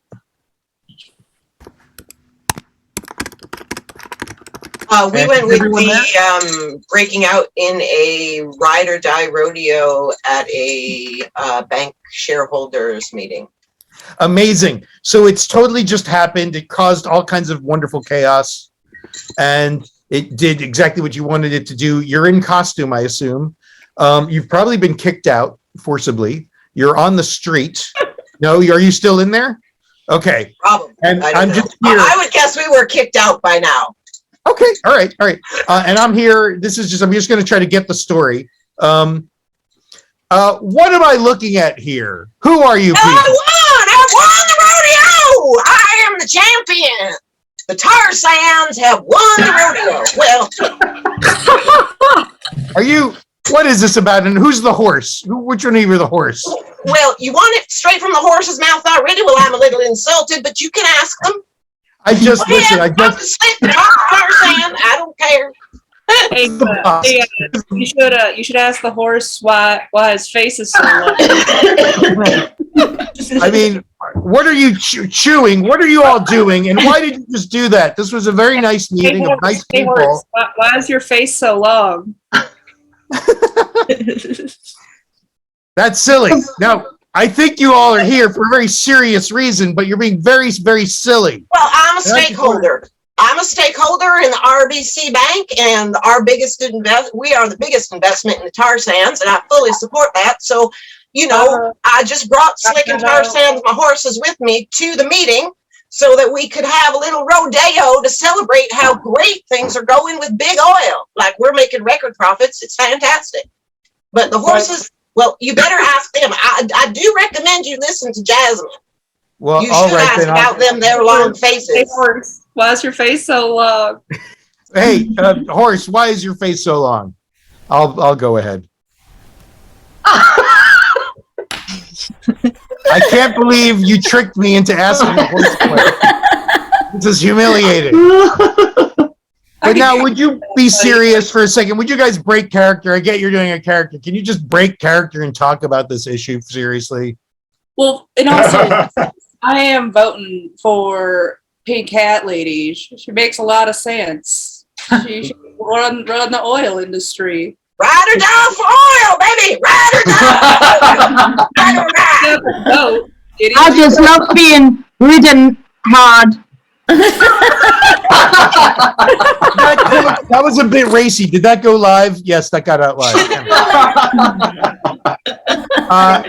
I just don't understand if you guys are a for oil or whatever's happening here. It just seems like you hate capitalism. What is that about? No, capitalism got me this bling on my hat. Don't you see me my crown here? I am a princess of oil. Woo-hoo! Unfettered capitalism! Let those pumps run! All right, I just can't seem to get them to break characters, so we better stop this now. This is so-and-so from Disgruntled Fascist Media. All right, so let's talk for a minute about that. How did that feel, and how did it, because we have a little sliver of time before the next group. Something I appreciate is you didn't break characters. Sometimes you choose to, and that's fine if you're choosing. But sometimes they will really be like, hey, stop it, talk to me for real. And I appreciate that you just stayed with it. What was it like? How did it feel for you guys, for you all to like? It's quite fun staying in character because it makes you do things like ask a horse a question, which is really fun, kind of bringing you into the action in that way, making you sort of play even though you don't want to play, and then There's a wonderful dynamic if the meaty person becomes the straight person. There's that old comedy term, it has nothing to do with gender, straight man, funny man, right? Or straight guy, funny guy, Abbott and Costello. So if you can set them up to be the one who sets up the jokes unwittingly, and they didn't intend that to be, it's wonderful. So you think about what are typical questions they will ask, what's our already preloaded punchline? And they don't realize they're setting up your punchlines in common sense terms, right? I was just going to say really quick, like when we originally kind of like went over it, I was just the interviewer, and then I didn't realize that you were going to be doing the interview questions. So when we started, it was like, oh shit, like I don't know what to do. Well, no, but that's totally fair. Take this over as so that was fun. I think, but I like that. Yeah, that was brilliant. That actually worked out really well. So if anyone else has that problem, I'm the interviewer. You're now just one of the clowns. You're part of the group. Maybe you're an interlocutor like that. Like, why don't you ask? Like, that was wonderful. Okay, next group is Saskia, Katie, Kerdwin, Agi. Okay, what just happened? Just really quickly, what is the thing that just happened here? We're all trying to fill up our tricycles and clown cars with petrol. and we blocked the station. So, Yeah. Great. Okay. And maybe people are honking their horns because they want to get to the. People get angry at petrol stations. Yeah. Hi, I'm from a local, TV station. I heard there's a problem here. What? Wait, what is going on? Who are you people? Well, we heard there was a shortage of petrol, so we thought we'd better fill up our vehicles. We're customers. You're what? We're paying customers. We're trying to be. Is that real money that you have? Do you have actual money? Do clowns have money? Well, what is real? Yeah, I have money. All right. I can eat my money. I have. Why? What do you think who we are? We have money. I'm sorry, I didn't mean to, I guess, offend you. I don't know what's happening right now. What, you have a tricycle, you have a unicycle. Do you realize these things don't run on oil? Like, I don't. Yeah, but the oil is running out, so we need to stock up. So. Yeah, my one runs on oil with my legs, and there's oil everywhere, and just it's quite. How else do things run if they don't run on oil? We got told everything runs on oil, and we need oil, we need petrol, so we need to fill up our vehicles like everyone else. Yeah. But I mean, do you see this line here? These people are upset. I don't. Yeah, but we're in the line too. They need to I wait. see. We all need to get our petrol, yeah. Are you saying that clowns are people too? Is that what you're saying? Yes. Okay. Clowns are clowns. Vehicles. Right. We need to get around. We got told there was a shortage of petrol, so we needed to get down to the petrol station before they all ran out. But we have just as much right to petrol as anybody else.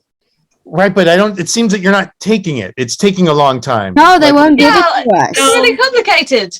You can't It's a thing for the thing. It doesn't. I've never been in a petrol station before. Yeah. Is this civil disobedience? No. What's that? Oh, civil disobedience, and then the guy is forced on camera to explain to the audience what civil disobedience is. All right, that was wonderful. Thank you. How did that go for you? I thought it was quite great. Like, as the interviewer, I was trying to get you to be like, "Don't you feel bad for these people?" Your pushback was really nice. It worked out nicely. I think it's easier if you do just stay in character and pretend that you are just genuinely trying to fill up your tricycle. There were certain moments where some clown wisdom came through, like, I've been told that everything needs to run on oil. We don't have any choice. So that was really quite nice. Yeah, because that's kind of happened in Britain fairly recently. Well, probably in America as well, all the panic buying and stuff. So right. Yeah. And also that whole there is no alternative applied to energy. Exactly. How else would we get around? That's what we've been told. Right. It's nice to add an element of, like you're the kernel of truth. Add that little element in is really nice, I think. So great. I think we got to move to the next group, which is, thank you so much, which is Eva, Steve, Soy, and William. Hi everyone. What just happened? And it's just me asking. What is it that just happened? The media hasn't arrived yet. What have you done? We've been drilling and extracting in front of a lithium headquarters in a major Portuguese city called Lisbon. Wow. Okay. So the media is here because this is quite a strategic location. These people are very important. There's corporate security standing all around to make sure you don't do anything destructive, but you're not. And then, the guy shows up. Is like, hi, I'm with, passive aggressive fascist media. What the hell is happening here? What do you think you're doing? Get a shot of this, Joe. Get a shot of this. Are you all trying to destroy private property? Like, what's happening? They're getting more aggressive. Watch this. What? Do you realize you're blocking? Turn off those machines. I can't even believe I'm saying.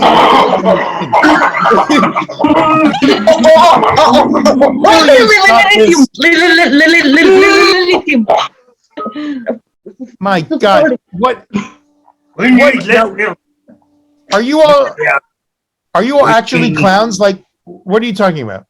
Lithium, we need lithium. Lithium! Where's it? Well, what do you need that? What do you need it for?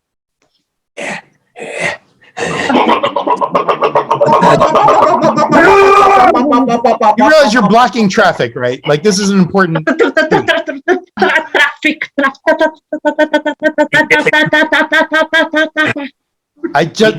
you getting this? Are you getting all of this? Good. Okay. What? Who's in charge? Who can I speak to? I want to talk to somebody. Sorry. Well, that's all right. All right. That was, I just want to say, if that was amazing because it was so Dadaist. I'm breaking it. Right? Like you were doing it, it was speaking for itself, right? It spoke for itself. And you refused interpolation, as we call it, right? The idea of interpolation is sometimes as soon as you answer and it's not, doesn't fit for your paradigm, as soon as you answer, you're interpolated into the system of power, right? And you all were just like, no, we're just doing our machines.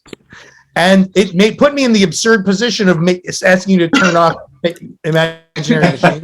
Like, and I just thought that was, and I was trying to get edgy and you're just refusing to engage.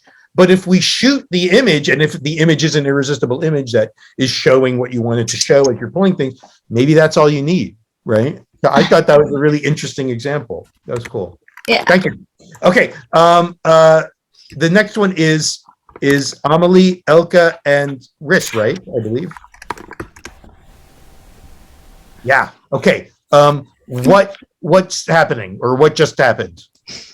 So we're actually training, sort of swimming training on like a flood line, which is kind of coincidentally like right outside a big corporation's office in London, you know. Mm-hmm. So there's like hundreds of us just training up in this swim gear. Right. We're trying to get people coming out of the office to like join in because it's really important that they get fit because the water's like on the way. Yeah. That's happening. We're all just treading water, really. Hi, I'm here from X Corporation, CNN, whatever it is, and this is quite a spectacle. Can I speak to someone who's in charge of the spectacle? Who's the spokesperson or is there a spokes clown? I don't know. One of you, excuse me. Why are you doing? Do you realize these people are just trying to get out? You can go to work. Just trying to save lives, really. Yeah. We all sort of come as a collective. We're non-hierarchical, so you're going to have to speak to like all of us. All right, I'll just get a wide shot. All right, we'll speak to everyone. What are you doing, and what is that movement, and why are you in swimming costume? Treading water, because the rising water. So everyone's just got to tread water for now. Yeah, but the water's over there, like this, just in air. It's going to be here any minute. So we have it on very good authority that it's like coming in. It's on the way, you know, and we're training those little muscles to get treading, because otherwise the weaklings will die, and we don't want the weaklings to die. We want everyone to be strong and to swim with us. Got to help all these people. Yeah. Yeah. Is this a message of fitness? Like, is this about physical fitness? It's because the water's coming. It's rising. It's more a question of life or death, I think. Yeah. And heat workouts are for earthlings, but now that we're waterlings, we need to swim. And what are you talking? I don't actually know what you're talking about. I'm very dense. Why are you saying that water? I wish they would say that one. Why are you talking about the water's coming? There's no water. And the ice caps are melting, aren't they? Of course. Yeah. We've got a big diagram here that was given to a very important person, and the diagram tells us that we're actually on a flood line right now, and these arrows, they're pointing to us on the diagram, and the arrows are saying, you know what, the water's coming imminently, and this was given to us by someone really who knows their stuff, you know, who knows a lot about water. So we've just been helping these people in this building, like, get their muscles ready for their swimming. Are any of them actually swimming with you? Are they doing it, or are they just working? Well, we did try to get a few of them. Okay. So it's a service. It's a service you're offering. We are, yeah. We're really trying to get. Yeah, it's free. Is this some kind of anyone can protest join? against? Are you protesting these people or something? Like, what are you doing? Are you just against this company? So we love people. We love them. We want Yeah. them. We just think that they should know that, like, you know, what they're doing every day is kind of leading to this fate of swimming forever. Just this swimming fate. They're just going to be soaked with their own. Soaked with their own policy. Soaked with their own policy, yeah. Fabulous. All right, and we'll cut there. Amazing, actually. I really enjoyed that. And there's something about the constant motion that makes it very good for TV, I think. If you have like hundreds of people doing this together and then they blow a whistle and they're all doing side Yeah. you know, I just think it's fabulous. Really wonderful. I think now we have the time to just do a sort of reflection as a group. So everyone could turn their camera on. And I'm just wondering, we just have a few minutes to kind of just reflect on this before we move on. Just in clown, and you all had various different, I love the variety, by the way, like it's incredible. Imagine if you had like a few hours or a few days or a few weeks, as opposed to a few minutes like I gave you, because I'm an idiot, what you could come up with, right? And that's kind of the point with a short session like this is you could do these amazing actions and work out the complexity, work with very smart people who have charts. That's what I like to work with movement people who have all the actual information. And then I can be the silly one who does the thing, but using like you did, like this chart, right, Riss? That was like, sure, that was amazing.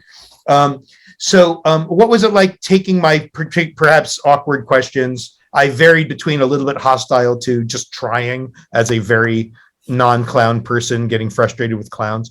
But does anyone want to just raise your hand and reflect on what it was like to take those questions?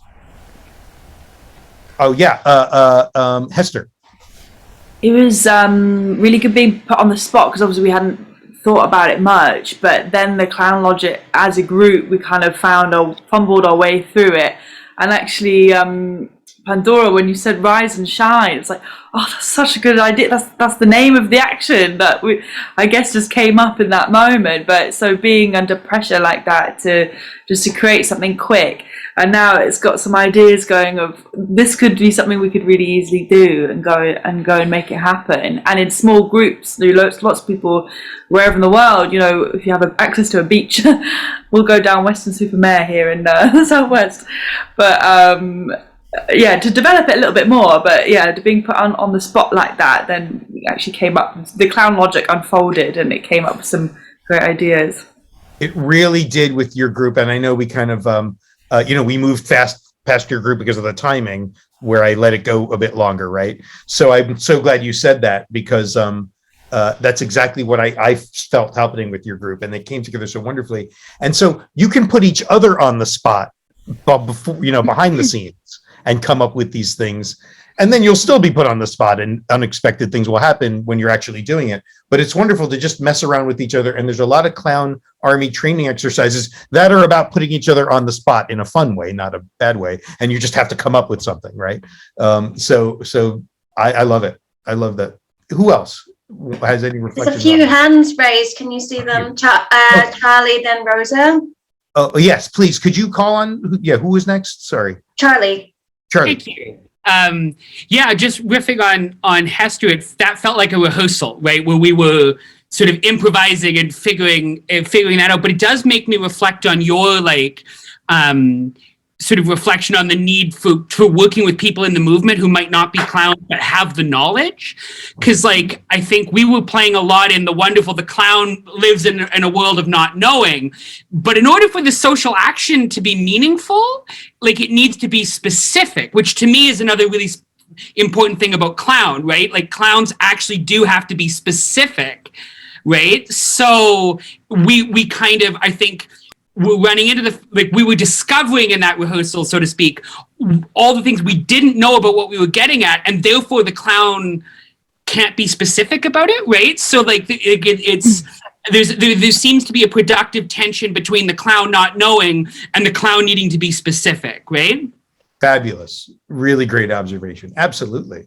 And as we do our homework, right, more ideas come up, right? Well, you know, when you're ever stuck, do more research and you get unstuck and then you get stuck again, but that's okay. I think Rosa, right, is next. Yeah. Sorry, I'm having computer problems today. I was just thinking about, I really enjoyed those moments when, in a way, the interviewer kind of legitimized what the clowns were doing by having to engage with a ridiculous imaginary idea, like the drillers and the fact that like they couldn't hear you and you had to ask them to stop drilling.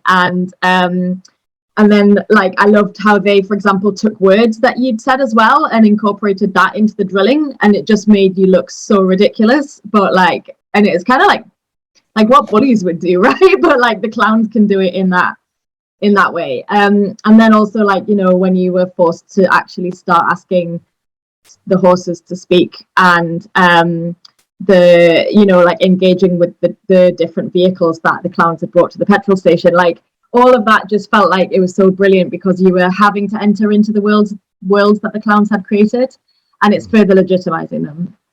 That's how it felt to me. I think it's a really solid, that's such a great observation. Yeah, absolutely. And, you know, by the way, you may have a great interaction and then it doesn't end up on TV because the editor is very conservative and doesn't like the footage. That's okay. Like, you're doing it for the people that you engage with. You're doing it for your own movement. You're doing it to build a movement. And sometimes it breaks through on CNN or something and reaches more people and kind of attracts 1% of them into the movement. Like, essentially, you're trying to manipulate the media, you know, the way it tries to manipulate us. Who's next? I'm sorry. Maybe, oh yeah, Katie, I think you had your hand up, right? Yeah. Hello. For me personally, like the idea of being asked myself, not as a clown, about climate action and all that, it kind of scares me. I've got ADHD, I get foggy brain, I can't retain information. But as a clown, I was able to just keep in character and then drop in, you know, little nuggets of truth. I just found that so empowering, and like I would be able to converse with the media, whereas I wouldn't with myself. I'd get all flustered and think, oh my God, I can't remember anything. It's really important. But yeah, the clown would just allow me to, I'm just going to stay ridiculous. And but I can remember, you know, certain things. And yeah, I just found that great. And yeah, just wanted It's wonderful. And by the way, one technique that you can get to avoid, sometimes they will try to get you on petty accusations of hypocrisy, which is the same thing as individual responsibility. Like, oh, you know, drove a car here to the protest, so you don't really care about climate change. So there are ways for clowns to just make that a ridiculous thing to say, but I might get flustered by it. Like, I did drive a car. Oh no, I'm bad, right? And therefore Chevron is off the hook. Chevron is fine because I drove a car, right? Like, that's insane logic, but it's affected me sometimes when I'm vulnerable to those techniques. But as a regular person, I've learned to say, I reject the premise of your question. Like, and here's why. And then as a clown, I've learned to just outflank and exaggerate how ridiculous those techniques are that they use, right? Okay, Saskia. As a like observation of the thing about that productive tension where you can't answer because you're floundering and it's also silly, there's a moment there where it's like almost alienating, and then the person who's interrogating like gets involved, and I just would love to try it again where there are techniques developed to kind of bring the person who's interviewing into the game, and like rather than being defensive, kind of tricking them in so that the person's like involved, because I'm wary of the situation where you just totally alienate. You know, it's very interesting. Like, I try to bring people into the joke, even corporate media people. Some of them are hostile or unwilling to. There was one time as Kernel of Truth in Scotland, I'm talking to a bunch of media people, and we had these French fries or chips that we were trying to use. We used for a biodiesel powered clown wagon. We would make chips. The grease went into the van to drive, and then we would feed people free chips. It was like clown logic, but it kind of made sense. So before talking to the media, I didn't plan this, but that's kernel of truth. I was just very out there. And I was like, everyone, I'm going to talk to you, but first everyone has to have a chip or I'm not going to talk to you. And then like so all these like reporters are taking a chip. And one guy was like, I wouldn't take that, mate. It's probably laced with LSD. And I was like, wow, that's a lot. Clownophobia is real, right?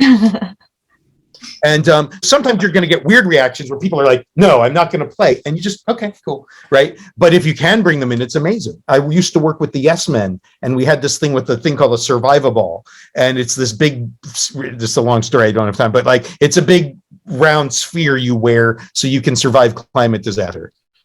And and we were doing this campaign in New York. And as part of the campaign, I wasn't there at the time, but one of us got a reporter to put one on.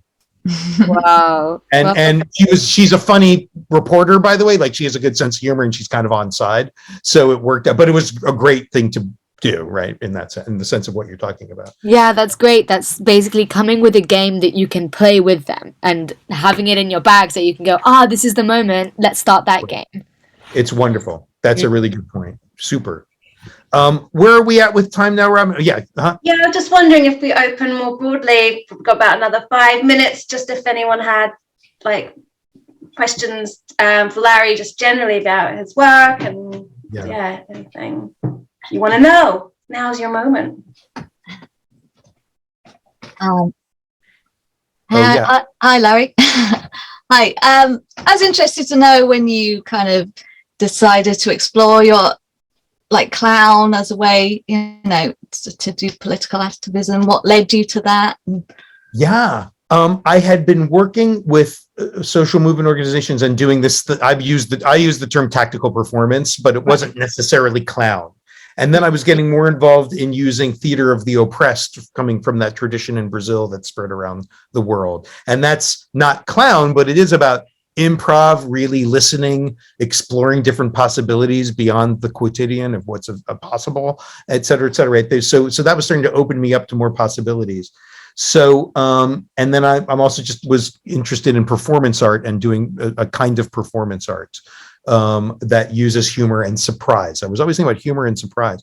So really, when Jay put out the call to start the Clown Army, and I went to the first meeting with all these other wonderful people, everyone brought this polyglot set of techniques and things. And I think it came together in this gloriously chaotic mix.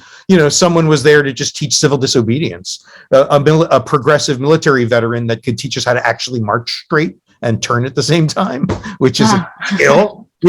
And I brought this weird theater of the oppressed performance art stuff, but then I hadn't really done much clown work. So it really started for me then to say, some of this already was proto clown adjacent. And now like we're kind of moving into it. So that was it for me. Yeah. Seems like the clown kind of bridges a lot of these gaps. It's got its big clown shoes in lots of places. Clown shoes and a lot of pots or metaphor. Yeah. Rosa? Have you played with mixing clown and theatre of the oppressed practice at all? Not exactly. And that's a great question. I'd like to do both of them. And when I've been working with theater of the oppressed, like as designed, I find I want to have a different energy to it, because it's quite as fanciful as it can sometimes get for a bit. It's quite earnest, and I'm not saying the clown isn't earnest. Of course, the clown is super earnest, but it's like theater of the oppressed.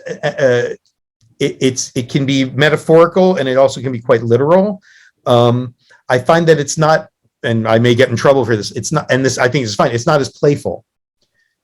Because like, here we are, we're going to solve this problem. We can mess around a bit, but then we got to bring it back to, solve the situation at hand and the antagonist at hand, et cetera. So not for me, but I think that'd be super interesting. There's a clown that I've been playing with who I met through the Theatre of the Oppressed community. And he's like similarly talking about like, he finds it too earnest a lot of the time in the Theatre of the Oppressed world, and he wants to bring clown into it. So we've been talking a bit about like, how does that work? And it's something I'm really interested in exploring. I think it's really amazing. Yeah, I would love to see that, because I've used theater of the oppressed exercises in clown workshops. that's different, right? But just because there's these wonderful exercises that get you going and thinking creatively and problem solving and imagination. So it's almost like the behind the scenes training, but not quite the, we're all out there doing it. So it'll be interesting to see where that goes. Yeah. Cool. Hester. And how did you end up connecting with the other organizations, other groups? You started with Circa, is it? And then you talked about Yes Men, and how did you kind of end up connecting with people in different places as well? So I was in New York and Chicago, and before going to Britain. So it was sort of in New York, I just joined the Lower East Side Collective and Reclaim the Streets because I was there. And that was before Circa. And in Chicago also, I was just doing different kinds of political theater work. So, and the Yes Men I met and worked with as well. I guess it was before. And then I came to Britain for a job. And I just happened to be in Britain, and that's how I connected with Jay and everyone in Circa when we first started it. And then I came back to the States and kept going with these other things. And we actually kept, there were different branches of Circa. Jennifer Versan's a brilliant Circa founder who's actually in the UK now, but I met her in Chicago before, coincidentally. And she started a group, helped to foster and start a couple of groups of Circa in 2005 or so, 6 in the States. And then she in the UK, I helped to sort of start one here. And then a lot of us just stopped with Circa. We let it be an organization that had its moment, and maybe it'll come now. Something like that might come, but totally different for the current times. But I think a lot of us, I think it was interesting. We just kind of had it as part of our repertoire of contention and tricks of the trade to apply to other projects. And I think that's sort of what happened. But I was in Finland and I trained some clowns as part of a larger thing. And years later, I found out a friend, one of them, or one of their former professors, emailed me that they had gone with the idea, made it their own, made it very Finnish, and they did this anti-fascist. They embarrassed these fascist groups as this clown group. That it's a long story, but it was so wonderful to see how it spreads. Like you kind of come and you have a conversation, and then people make it their own and make it better in different places. Yeah. Anyone else? I think Saskia and then Pandora, and then we'll have to stop there. But yeah. Okay. Yeah. So yeah. So I've got a question about if you've got any experience or ideas about performances that aren't first like tactically transgressive, they're initially tactically prefigurative, because I've got the situation of maybe going on a little clown tour in a van with some friends who want to campaign around getting people to play as a way to like vision the world beyond climate crisis. And yeah, we're just kind of thinking about being a bit stuck on what we're bringing people into or how to bring people into that game. And it's not so much about the transgressive act. It's about setting up the future and setting up the dream and setting up the utopia by playing with everyone. Right. I mean, there can be something about we're already in this better future. We're already there. Here, come into our van. I don't know what you're gonna, come into our stage, and it's already this is a membrane between this dystopia we're in and the current time where we kind of figured it out, but we figured it out. So, and then you enable them to say part of what we figured out as an improv, because we don't know everything, right? And maybe that's inviting people into a game of how did we survive and how did we get past that? What I've done is I've increasingly started to use games and role-playing games and card games in performance. And it's all about finding mechanisms to bring people into the conceit or into the world, right? This isn't necessarily prefigurative, although sometimes it is. I have a piece called Economusic, and I've converted economic data into music. And then you can see a chart of unemployment or glaciers melting, but there's notes on it, and I play them on various instruments. But then I get the audience to play with me. It turns out, guess what? You're an instrument, and I tune them up, and they all have to sing the data together one of the lines, and then I harmonize on the unemployment on my flute or something.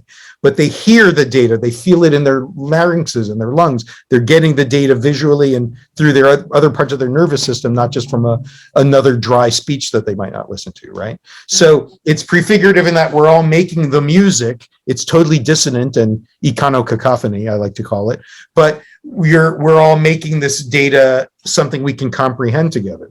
And then you start to think about ways to change the data, change the information to make it more melodic and harmonic, a more harmonious world, right? So I'm constantly, it's a great question, and I don't have the answer. I'm trying to figure out ways to get people to participate during frequency, and let's try to think of some solutions, right? If you, I'll plug this. This book just came out, and it's a collection of performance scripts. And Robyn, I hope you don't mind, but like I just made this book, and it's a bunch of my weird scripts, and some of them are like econo music, etc. It's like and some ones different games because we like to play games. But for your idea, that was just off the cuff. I don't know if that was really how that idea would work, what we were just discussing, but I'm so glad you're doing that project. That sounds amazing. Yeah, thank you. And that was very useful because it made me think about already existing mechanisms that are familiar to people that can bring them in. And that always feels nicer because being a bunch of clowns, it's easy to get carried away with complicated games. And it reminds me to give someone something that makes loads of sense, but is a bit silly. Yeah, totally. And then I'm sorry, was Pandora? I just wonder though, it's 4 minutes to 9 and I'm really like quite aware of just like, we're out of time. But can Pandora we've had this before where it's just the little green room straight afterwards. But if I close, so for whoever needs to go on time, they can go. And then if that's all right, we had your question then. Is that all right for folks? Okay, thank you. So just taking a moment to come back inward, and we'll just close our eyes. And using the breath to just land in the body once again.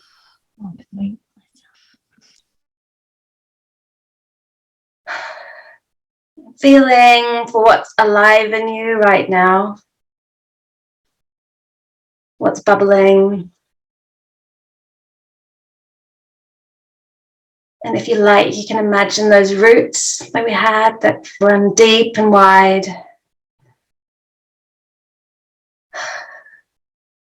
And your breath and those roots can bring you back down to the ground. For whatever you're doing after this session.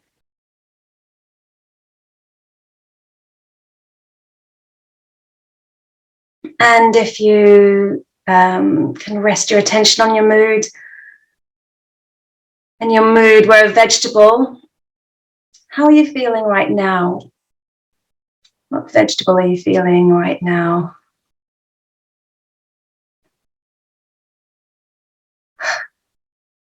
And if you have your vegetable in mind, you can begin to deepen the breath and gently open the eyes to your space.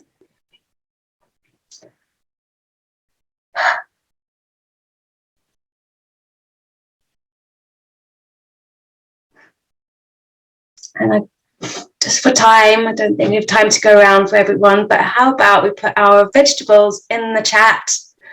Let's see how you're all feeling now. Small carrots, butternut squash, pepper, tomato, purple sprout and broccoli. Yes. Lots of colors. Yeah. Those aubergines are back. Squash. Peas, more spring onions. Yes. Yellow pepper. Oh, yeah. Nice sort of sour spinach. Perfect. That's exactly how we plan to leave them. Is that right, Larry? So I'd like to just, if we all could, just give a big round of applause to Larry for everything, for the whole session. A huge thank you from all of us. And if that's all right, Larry, we're going to plug your book. But are you all right if folks contact you on email and just like, yeah, great. here we go. We've got like we've got Larry now. We got you. So let's just close the session. If we reach out and grab some big velvety curtains, and we're going to pull the curtains closed in front of us. And as they close, we're going to give ourselves a big hug. And because the curtains are closed, we take a bow. And because we pow, we just give a round of applause. And we smashed it. It's 9 o'clock. If you have to go, see you next week. And I'll put this recording up. If you can stay for this, the tension's grown now for Pandora's question. Please do. We won't stay too long on the side of 9 o'clock. But yeah. Over to you, Pandora. Yeah, so I'd like to know, you know, with your career path, not knowing it all, and I'm not an activist clown, but my mom is, and I just wanted to know, you know, how things are changing right now, especially because you're in a seat at a university, as I understand it. You know, what the role of confrontation and how play and disarming people is changing for you, and what the new avenues you I obviously brought up your book, Performing Truth, and qualifying it as weird scripts. To me, I work in the schools with children and with teachers, and I'm an artist educator and performer and everything, but so when kids use weird, to me it means new and unqualified yet. And so I was just wondering what you know, the gentling of the heart that has to happen, and how, you know, people are, especially now after 2 years of COVID, the confrontation is just so huge, and how permeable we are now, kind of thing. Like, if you want to speak to that, like about your own journey, kind of thing. Yeah, I mean, I would say I've been teaching at the university. I teach it for a long time now, actually, and the one thing that in terms of, you know, being in the classroom, the work can be a little bit provocative for some folks who haven't been exposed to it, or it goes against how they were raised, or it goes against their ideology, and I think it's always, in that sense, in the classroom. I don't know that I've gotten that much gentler outside in terms of the campaigns I work on, or the that sort of thing.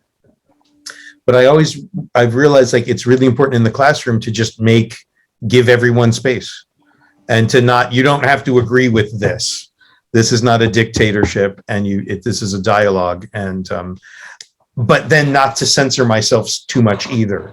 In other words, that doesn't mean I don't want to pretend to be objective, because that's not true for anyone, but to try to make it clear that everyone's welcome. Because everything I teach is inherently quite political and explicit, you know. In all I've been there full time, and I've taught, you know. So that for me has been important, to not compromise on what I'm teaching, but to make it a space that's okay for everyone. And I don't know if I always succeed, but it's important to me, that sense, because I'm teaching the work of very radical performance artists. Or I literally teach a class called Tactical Performance, and your final project is to go out and do an intervention in the world at the end of class that you've worked on all quarter. So if you have a different political ideology than I do, great, do a project on that, right?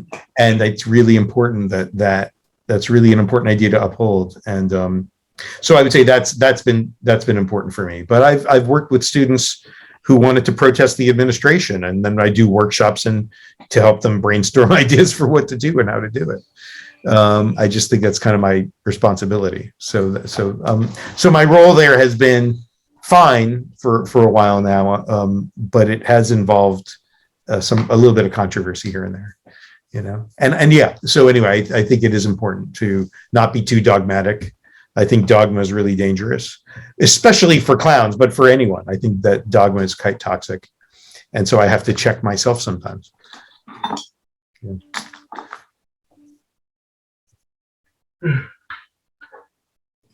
You know, especially as we get more and more into a disaster of fascism, eco collapse and everything that's happening, it's very tempting to just be super rigid, but I don't think that's how we're going to get out of this if we do. Sorry, I had to go off camera because I was getting glitchy. I'm curious if you have any recommendations for trying, or if you can give any resources to connect with the Finnish group that did the anti-fascism work. It's very personal right now, and I actually am quite anxious to find people to try to do some work around what's happening right now. Well, I don't know them personally.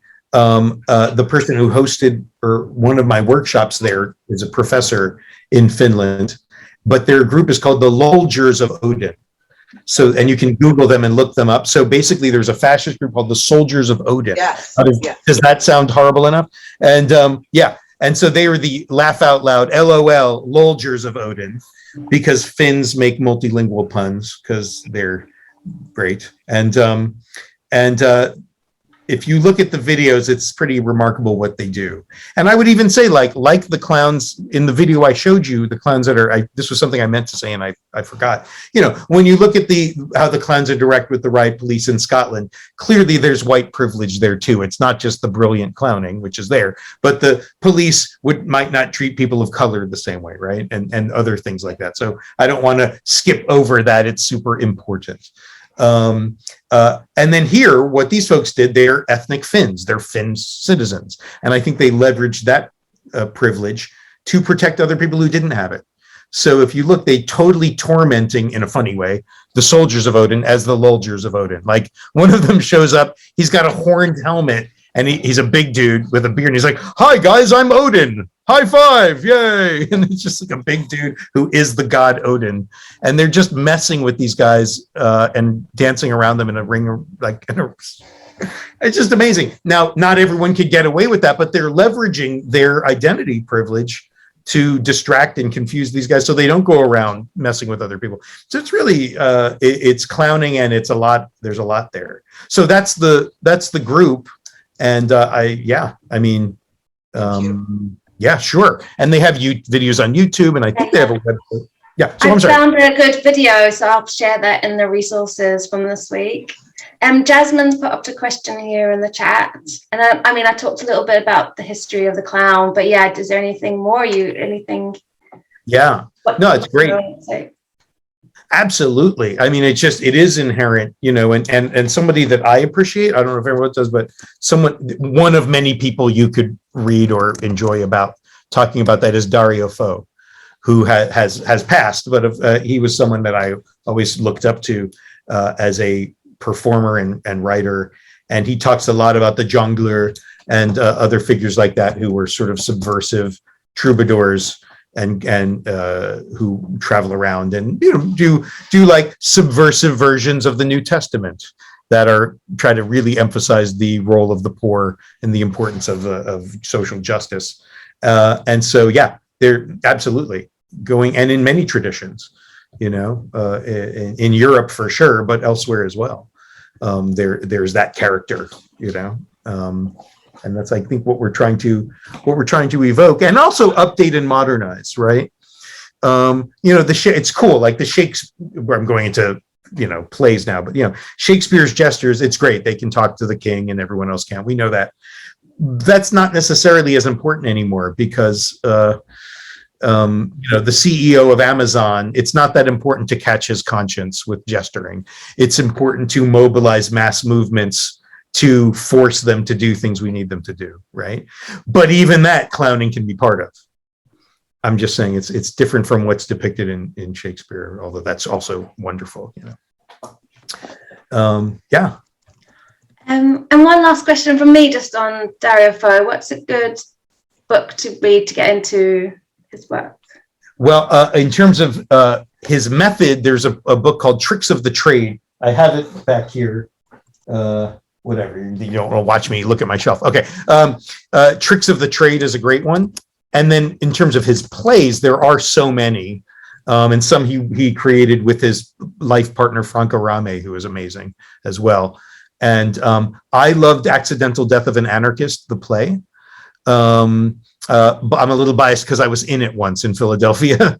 but we won't pay is a great one, where basically the women, inflation and capitalism is so dysfunctional, women just start stealing groceries and pretending they're pregnant to steal the groceries, and it's just, but thousands of women are doing it. So, and then mayhem ensues. So, yeah. Oh yeah. And by the way, the whole title thing, it used to be called "We Won't Pay." One translation is "We Won't Pay, we won't pay," and then there's another translation, "Can't pay, won't pay." And someone I know was like, "That's less radical," because that's like, we can't pay, well then we won't pay. And then, you know, whatever, Dario is like, no, we're just not going to pay. Damn it, you know. I don't know. It's quite a strange. This gets into a weird distinction.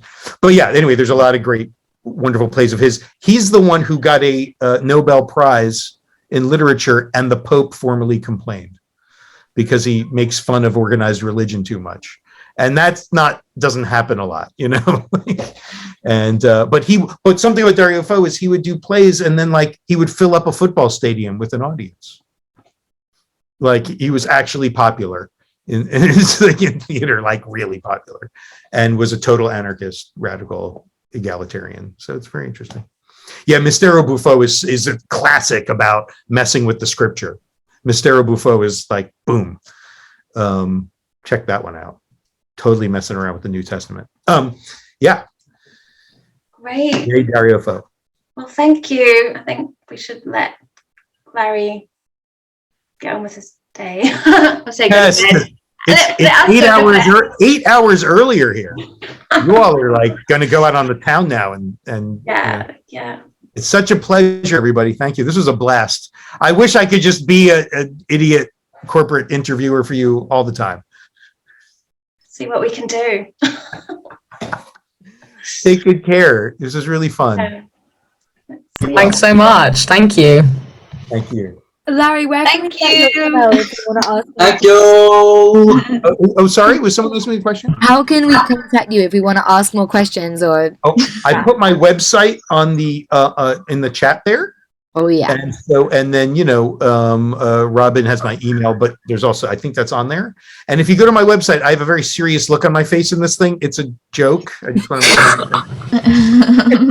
I'm being an econo musician. I'm like this, and it's like it's supposed to be funny. Okay. Thanks everybody. Yeah. Bye. See you.